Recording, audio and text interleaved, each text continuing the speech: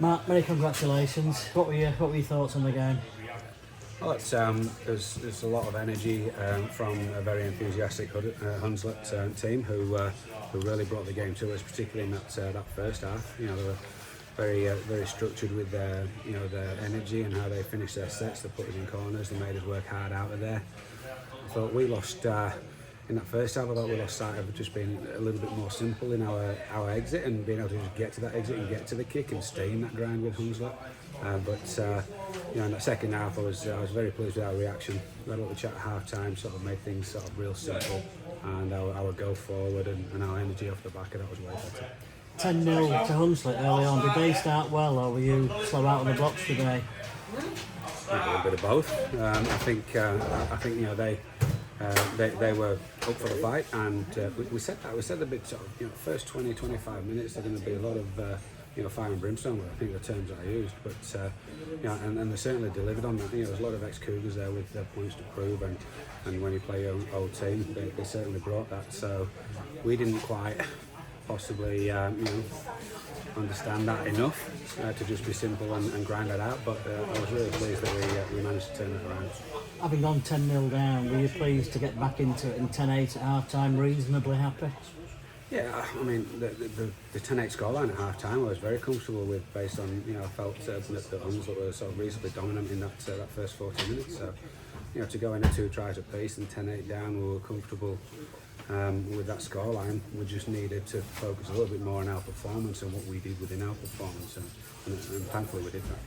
Dominated for long periods then in the second half. Were you in a way disappointed that you didn't take more of your chances?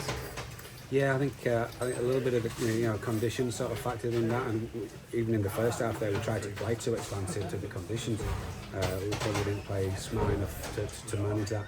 You saw when we scored the tries in the second half there, other than that first try, which was a beautiful sort of offload, handsy kind of movement, we were very direct with the tries that we scored, and that's what worked for us. So. Talking about direct, Adam Ryder, 80 metres, one end to the other, was direct enough for you, was it? Yeah. I didn't realise how much quicksand they'd put in that bottom right-hand corner there, because it was treading water by the time he got inside the 10, but he managed to have the strength to get the fend and carry himself over the line. But he certainly was keen to get that try against his old club, and it's good on him for getting that. But he was treading water. Just a word about your captain today, Ellis Robson, 2 tries, had quite an impact on the game. Yeah, he was very instrumental in our win today. His lines on the edge there, particularly not just his lines when he was carrying the ball, but those lines when he's pushing up with the middles on the edge just to hold a defender, and then being able to reload into shape and really run hard onto a softer shoulder round and try and find that sort of tough win. He did the tough stuff when he needed to as well. So Ellis was a standout for us today. And Featherstone in the next round, a mouthwater and tie to look forward to for you. Yeah, absolutely. Well, Featherstone are my childhood team.